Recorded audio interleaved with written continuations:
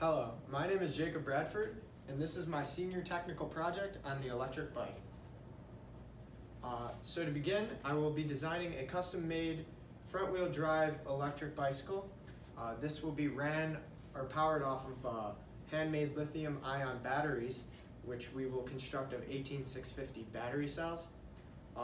The display of the speed will be produced in real time on an Android tablet, which will be displayed using a Hall sensor and a Bluetooth module, which will be connected to an Arduino Uno to program this configuration. So from this chart, you can see that the retail sales in electric vehicles, whether it be scooters or bicycles, have gone up tremendously. In the last year, there has been over a 2 million units sold increase since the year prior.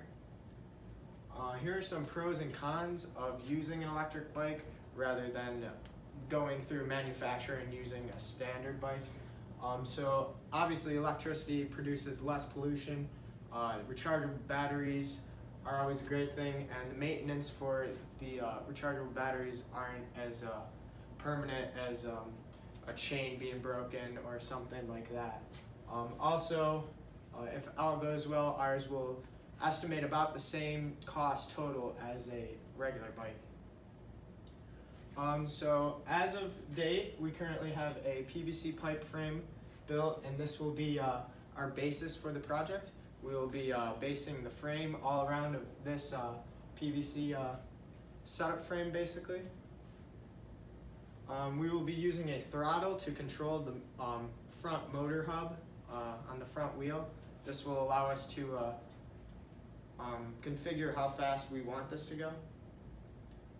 So for battery testing, this is what we will have to be doing. Each battery will be discharged and charged separately, just so we can test the maximum voltage capacity of each one, and then we can separate them into groups and configure our battery packs so that they are most stable and have no problems. So our battery assembly will be, we will need to output a 48 volt around 8800 mega amp hour battery. So we are going to solder 7 in parallel, 2 in series battery cells, in which we will put 2 of these in series to produce a 24 volt battery, and these 2 batteries will be put into series to make this a 48 volt battery, shown in this image right here. Here's our Gantt chart. Some pertinent information are when we are determining our optimal design will be somewhere around February 5th, 6th. From there on, we will work throughout all of the construction on the main components, the hardware and the software. Mainly hardware though, such as battery cells, as this may be tedious. From here, we will implement our cells to the charger as well as to the motor to power our operation. And we'll have a completed bike which we can start testing about March 29th in best hopes. Next we'll be testing all this, such as speed, battery life, efficiency, and with this will give us about 2.5 weeks to retest, redesign any flaws we see that can lead to some damage. And after this, all we have to worry about is the deadlines, the presentation, the demonstrations, and all of that good stuff. Here's our design flowchart for the speedometer. So the magnet on the wheel will trigger a Hall sensor, or a pulse on the Hall sensor, which will then send information to the Arduino, which will use a Bluetooth module to send the information to the tablet, which will display our speed in real time as a miles per hour rather than rotations per minute. So why we're using a hub motor versus a mid-drive? So the hub motor, first off, it's a smaller motor, more compact, weighs less, no chain required, which can cause some issues. Throttle activated is perfect in that it can just pick up right off where you want it to.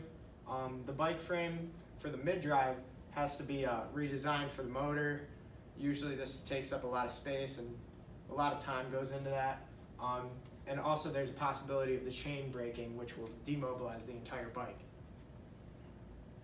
So for our goal specifications, we are hoping to get our bike to run about 25 miles per hour, somewhere in that range.